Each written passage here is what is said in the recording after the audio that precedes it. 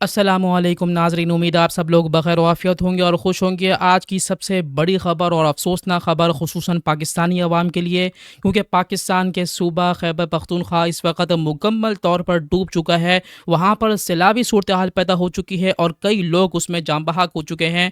तकरीबन हमारी इत्तलात के मुताबिक, लेटेस्ट अपडेट्स के मुताबिक 200 से ज़ायद अफराद जो है वो जाँ बहक हो चुके हैं। और ये वो गिनती है जो कि गिनने में आ रही है। इसके अलावा कई लोग ऐसे हैं जो कि लापता हो चुके हैं और उनका अभी तक कुछ पता नहीं चल रहा। सबसे बड़ी खबर ये भी है कि केपी हुकूमत का रेस्क्यू हेलीकॉप्टर भी गिरकर तबाह हो चुका है और उसमें भी 5 अफराद मौके पर ही जाँ बहक हो चुके हैं जो कि रेस्क्यू अमल में शरीक थे।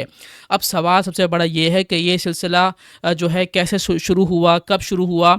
देखें, आज सुबह से ही के अंदर बारिशों का सिलसिला जारी था, लेकिन अचानक क्लाउड बर्स्ट की सिचुएशन देखने में आई, जिसकी वजह से सैलाबी सूरत हाल पैदा हो चुकी, अर्बन फ्लडिंग की सूरत हाल पैदा हो चुकी और ग्लेशियर पिघलने का सिलसिला शुरू हो चुका, जिसकी वजह से पूरे के सूबे के अंदर तबाहकुन सूरत हाल देखने में आ रही है। बच्चे क्या, बूढ़े क्या, नौजवान क्या, सभी लोग इस सैलाबी रेले की जद में आकर जाम बहक होते जा रहे हैं और कई लोग जो है वो लापता हो चुके हैं। लेकिन सवाल ये है कि केपीके की हुकूमत जो कि पंजाब हुकूमत पर जो है एतराज़ात कर रही थी, वहाँ पर पंजाब हुकूमत के अंदर भी क्लाउड बर्स्ट की सिचुएशन देखने में आई, लेकिन वहाँ पर इतना ज़्यादा जानी नुकसान नहीं हुआ, वहाँ पर हालात पर काबू पा लिया गया।